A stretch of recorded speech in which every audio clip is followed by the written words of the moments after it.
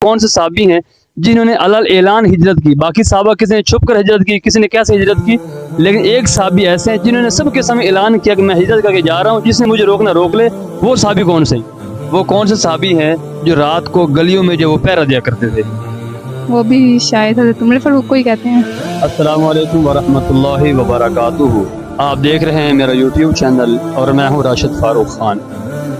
मैं आपको अपने YouTube चैनल पर खुश आमदीद कहता हूँ। आज के जो हमारे सवालात हैं उनमें सबसे पहला सवाल ये है, वो कौन से सहाबी हैं जिन्होंने बैतुल मुक़द्दस को फ़तह किया।